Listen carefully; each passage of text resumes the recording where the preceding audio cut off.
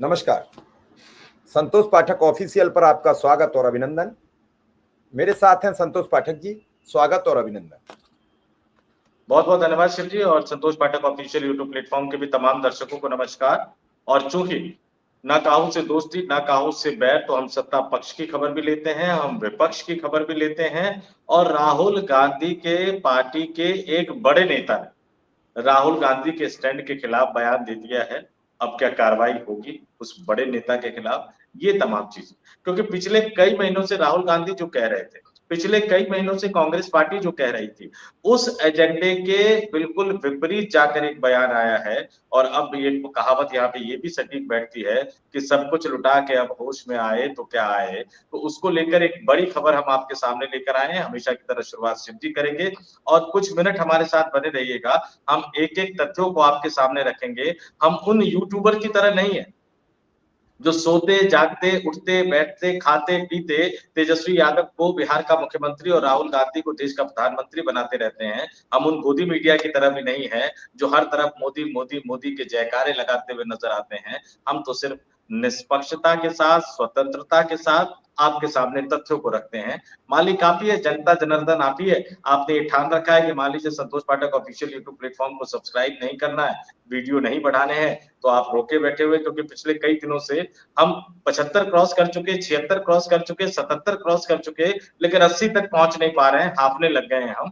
तो हम हाफ रहे हैं क्योंकि आप हमारे साथ नहीं है। तो आप कब तक साथ देंगे या नहीं देंगे ये आपके ऊपर डिपेंड करता है। लेकिन हम तो अपनी बात तथ्यों के साथ आपके सामने बिल्कुल सच्ची बात, सटीक बात और सही बात रखते हुए नजर आएंगे। जी शिव जी। चलिए, प्रयास है हमारा अपना, हम प्रयास करेंगे। आपका काम है, आप करिए। लेकिन जो खबर आ रही है वो बड़ी गंभीर है। हमने कई बार चर्चा की कि कांग्रेस में स्लीपर सेल का बड़ा बोझ है और उस बोझ के तले कांग्रेस ही नहीं, राहुल गांधी भी दबकर घायल होते रहते हैं और उस बोझ का कोई निराकरण नहीं हो पा रहा है। और जब तक बोझ का निराकरण नहीं होगा तब तक कुछ लाभ मिलेगा नहीं, कुछ फायदा होगा नहीं। आज फिर एक ऐसे ही जिन पर सबकी निगाहें रहती हैं कि जब बोलते हैं तब खराब बोलते हैं, और खास करके वो चुनाव के दौरान। नाम है जयराम रमेश, बड़ी पोजीशन पर है। कांग्रेस का सोशल मीडिया का सारा दारोमदार उन्हीं पर है। और वो व्यक्ति अगर कोई बयान देता है तो उस बयान से अकेले उनका बयान नहीं होता, उस पर पूरे कांग्रेस का मोहर लगा होता है। बिहार में वैसे ही मामला फंस चुका है। न इंडिया को राहत है और न महागठ एनडीए को राहत है। दोनों के नेता हाँप रहे हैं, कांप रहे हैं। कब किसके नेता के खिलाफ क्या फरमान जारी हो जाए, कब कौन क्या बोल दे, कोई भरोसा नहीं है। लेकिन बिहार का चुनाव भी इस बार पता ही नहीं लग रहा है कब गुजरा जा रहा है। दोनों चरणों के नामांकन गुजर गए, लोगों को पता ही नहीं लग रहा है कि बिहार में चुनाव हो रहा है। और इधर बड़े नेता अपने अपने बयानों में मस्त हैं। तो सीधा संतोष पाठक जी के पास कि क्या है पूरा मामला ये।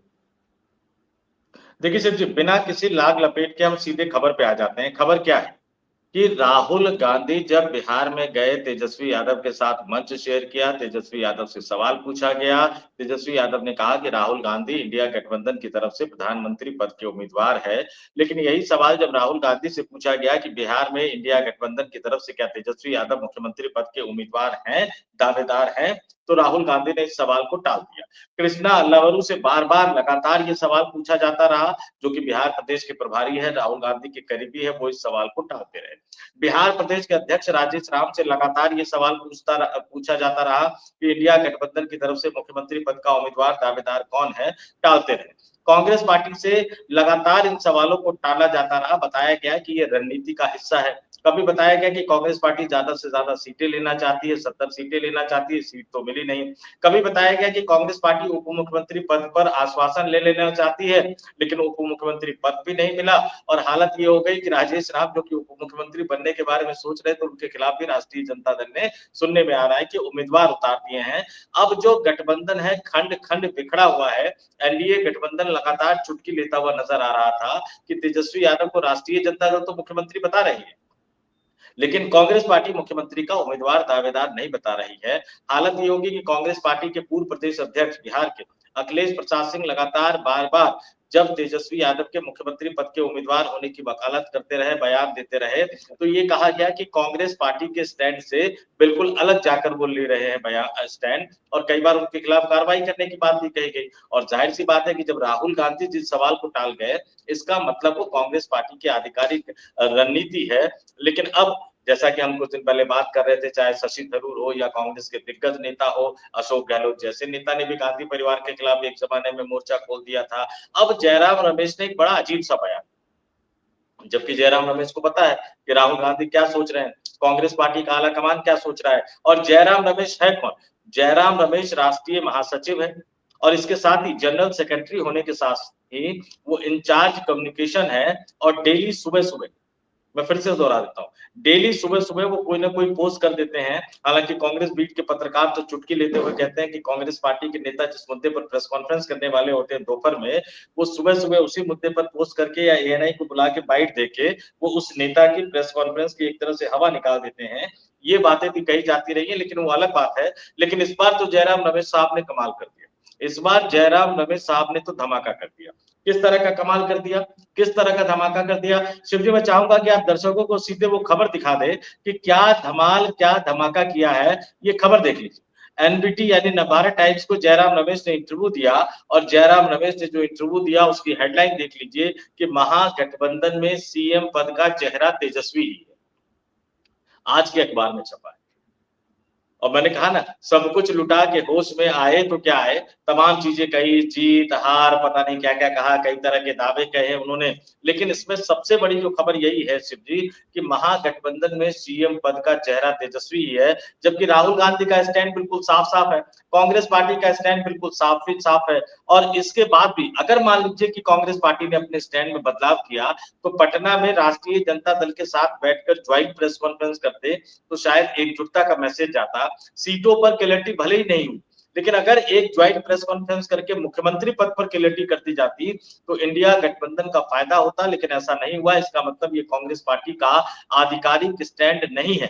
तो सवाल ये उठता है कि आखिर जयराम रमेश ने अगर कांग्रेस पार्टी के आधिकारिक स्टैंड से अलग स्टैंड लिया, और मैं अगर इसलिए लगा रहा हूं कि अगर ये राहुल गांधी का फैसला होता तो प्रेस कॉन्फ्रेंस होनी चाहिए। अब सवाल यह है कि जयराम रमेश के खिलाफ कार्रवाई होगी क्या? हालांकि सवाल बेतुका है, मैं भी जानता हूं, आप भी जानते हैं कि जयराम रमेश के खिलाफ कार्रवाई क्या होगी। अरे जब अशोक गहलोत ने राजस्थान में मोर्चा खोल दिया गांधी परिवार के खिलाफ, उनके खिलाफ कोई कार्रवाई नहीं हुई। हरियाणा में केसी वेणुगोपाल पर कई तरह के गंभीर आरोप लगे, लेकिन उनके खिलाफ कार्रवाई नहीं हुई। तो फिर जयराम रमेश के खिलाफ क्या कार्रवाई होगी? और आज कांग्रेस पार्टी का हाल क्या है, जरा मैं बता देता हूं कि बिहार में जो कांग्रेस पार्टी के विधायक है, कस्बा के एमएलए हैं आफाक आलम साहब, बाकायदा उन्होंने एक ऑडियो बातचीत लीक कर दिया है, जो प्रदेश अध्यक्ष राजेश राम के साथ बातचीत हो रही है, जिसमें प्रभारी कृष्णा अल्लावरू पर, जिसमें प्रदेश अध्यक्ष पर और ना जाने किन किन बड़े नेताओं पर पैसा लेकर टिकट देने का आरोप लगाया गया है। इस वायरल वीडियो के बाद उन नेता साहब ने यानी विधायक जी ने, आफाक आलम ने कई टीवी चैनल से बात की और उन्होंने कहा कि हाँ ये ऑडियो सही है और ये बात है, और मैंने इसकी जानकारी राजेश राम को भी दी, कृष्णा अल्लावरू को भी दी, मल्लिकार्जुन खड़गे को भी दी, राहुल गांधी के ऑफिस को भी दी, लेकिन कहीं कोई कार्रवाई नहीं हुई। अब बिहार में देख लीजिए क्या होता है। पप्पू यादव अपने समर्थकों को वो चुनाव, वो जो सिंबल होता है ना, वो देते हुए नजर आ रहे हैं। पप्पू यादव कांग्रेस पार्टी के आधिकारिक सांसद तो है नहीं, कांग्रेस पार्टी के सांसद तो है नहीं, तो अब देख लीजिए कि कांग्रेस पार्टी किस तरह से काम कर रही है। और जिस राजेश राम को कांग्रेस पार्टी का दलित चेहरा बना दिया गया था, अब उनके खिलाफ राष्ट्रीय जनता दल ने मैदान में उम्मीदवार उतार दिया है, यानी उप मुख्यमंत्री तो छोड़िए, विधायक बनने तक के लाले आ गए। तेजस्वी यादव 50 से ज्यादा सीटें देने को तैयार नहीं है, कांग्रेस पार्टी कई गुटों में बटी हुई नजर आ रही है।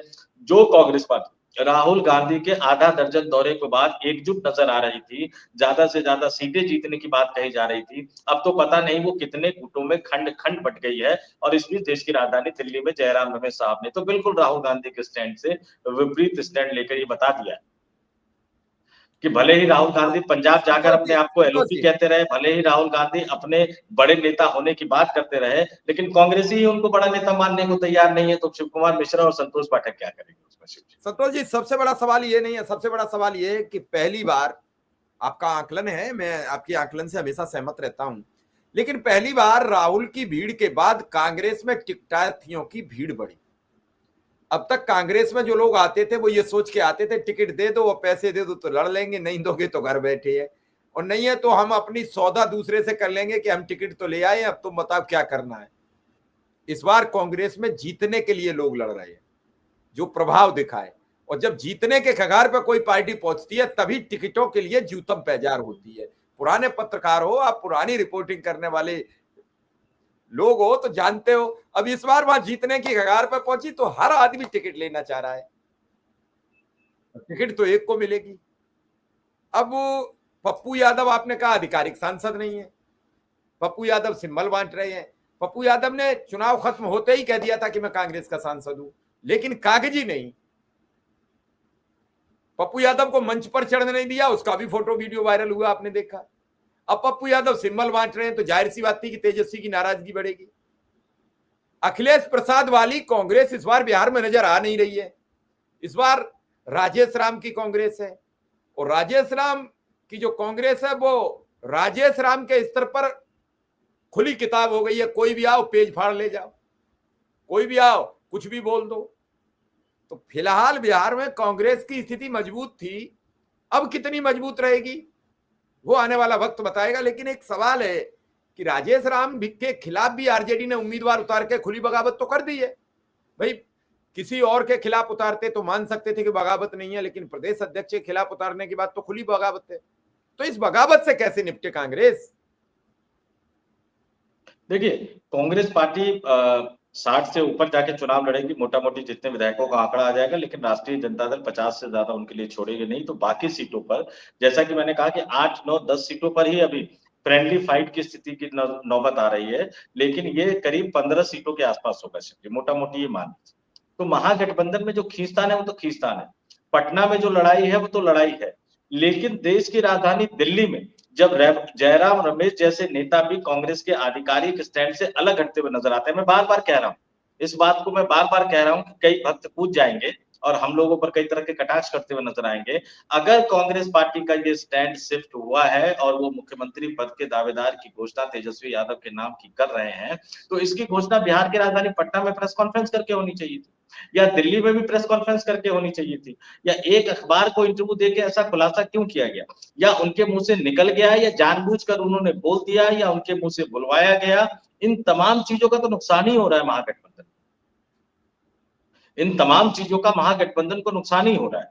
अब शशि थरूर ने कुछ बोला, उससे नाराजगी जता दी आपने, उनको धीरे धीरे साइडलाइन कर दिया आपने, धीरे धीरे मेन स्ट्रीम में उनको लेकर नहीं आ रहे हैं। शशि थरूर को बगल में खड़ा करके जो केरल के कांग्रेस के नेताओं के साथ राहुल गांधी और मल्लिकार्जुन खड़गे ने बड़ी बैठक की थी, तो उनके बाद केरल की कांग्रेस प्रभारी दीपा दास मुंशी ने शशि थरूर को बगल में खड़ा करके, केसी वेणुगोपाल को बगल में खड़ा करके कहा कि कांग्रेस पार्टी के स्टैंड के खिलाफ बयान देने वालों के खिलाफ कार्रवाई की जाएगी।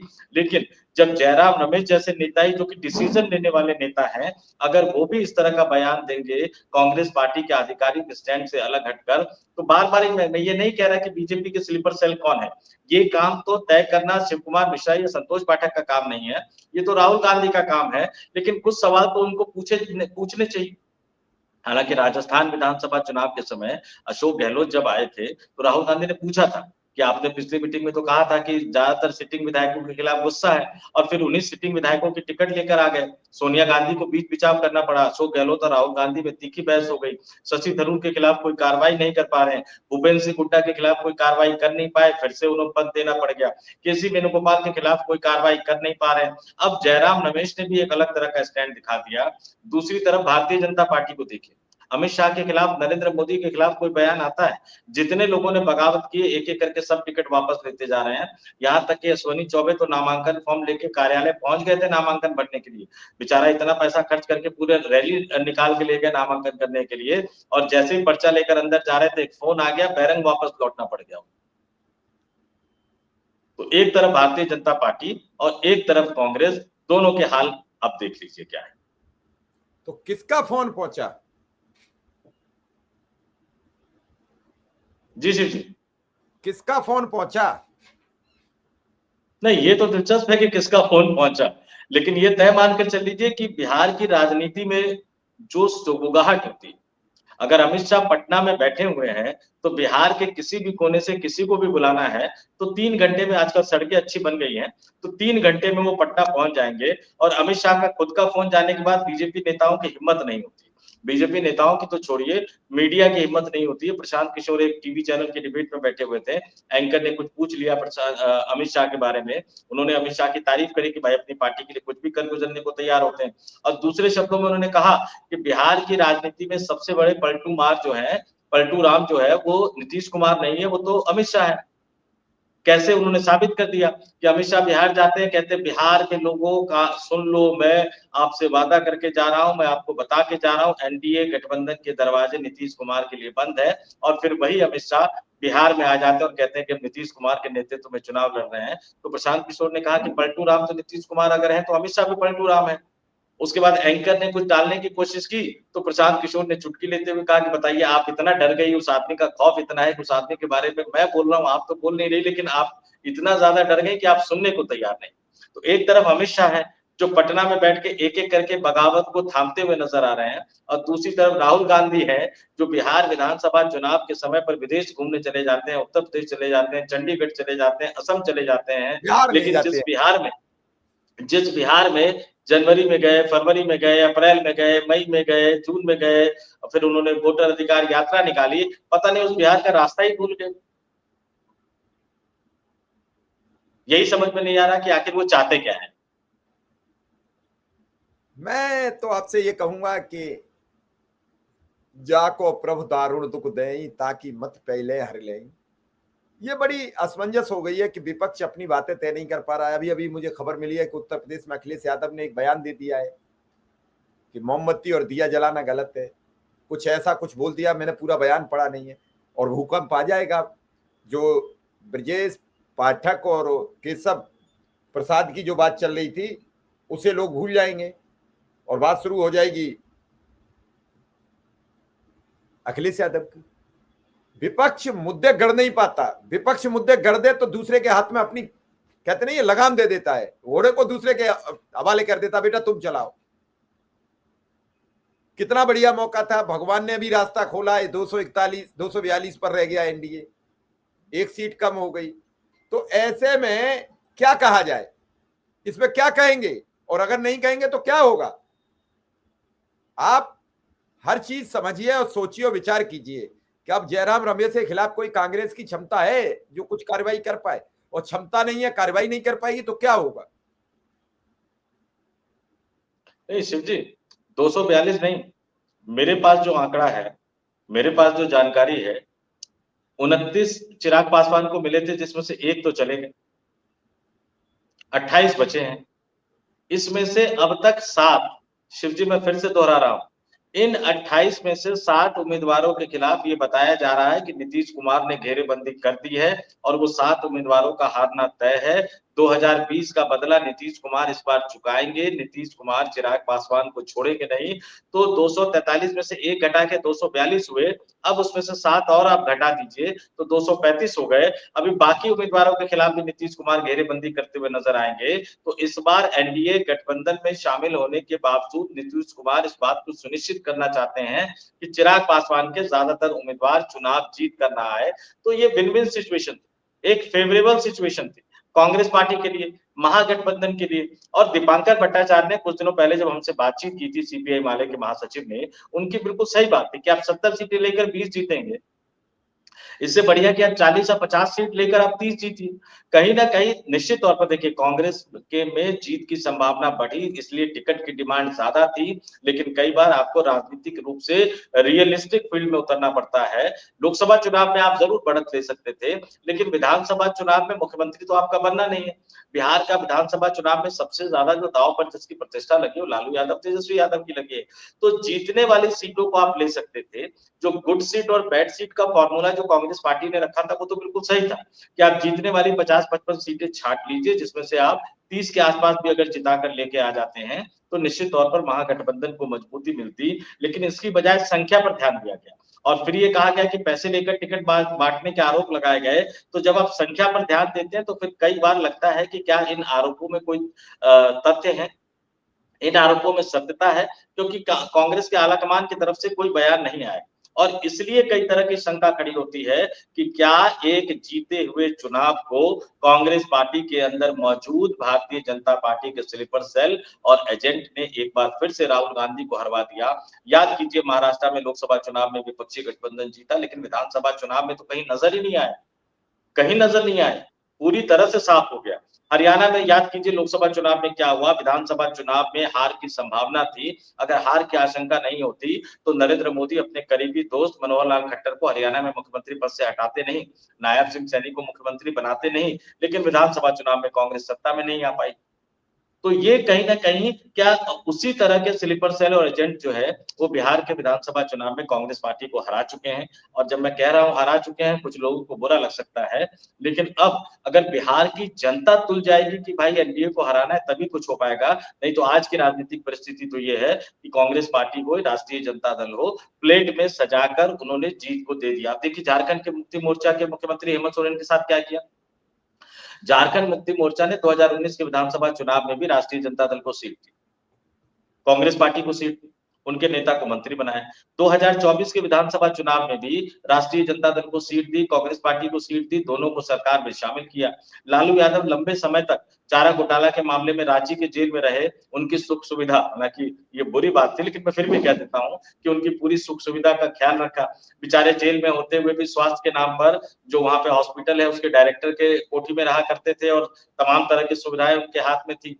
ये कहा गया कि झारखंड मुक्ति मोर्चा को भी महागठबंधन में बिहार में शामिल किया जाएगा। फिर ये निकल के सामने आई कि राष्ट्रीय जनता दल अपने कोटे से झारखंड मुक्ति मोर्चा को सीट देगी और कल परेशान होकर झारखंड मुक्ति मोर्चा को ऐलान करना पड़ा कि 6 सीटों पर हम चुनाव लड़ेंगे। और उन्होंने तो यहां तक कह दिया कि बिहार विधानसभा चुनाव का नतीजा आने के बाद हम इंडिया गठबंधन से बाहर होने के बारे में सोचेंगे। अब जरा सोचिए, झारखंड में जो 81 सदस्यीय विधानसभा है, 42 सीटें बहुमत के लिए चाहिए। हेमंत सोरेन के पास अपने दम पर तो बहुमत नहीं है, लेकिन हेमंत सोरेन, कांग्रेस पार्टी, राष्ट्रीय जनता दल ये सब मिलकर वहां सरकार चला रहे हैं। अगर राष्ट्रीय जनता दल बाहर हो जाती है तो भी हेमंत सोरेन और कांग्रेस पार्टी मिलकर सरकार चला सकते हैं। लेकिन पता लगे कि वहां भी कांग्रेस पार्टी का कोई नेता खड़ा हो जाए कि हमें अकेले दम पर मजबूत करना है, हेमंत सोरेन की सरकार को गिरा देते हैं, तो पता लगे वहां भी एक विपक्षी गठबंधन की सरकार गिर जाए। अब कांग्रेसियों का कोई भरोसा नहीं है। यूपी में चुनाव होता है तो अखिलेश यादव से बड़ा बनने की कोशिश करते हैं, मध्य प्रदेश में जाते हैं तो मध्य प्रदेश में अखिलेश यादव को अखिलेश वखिलेश कहते हुए नजर आते हैं,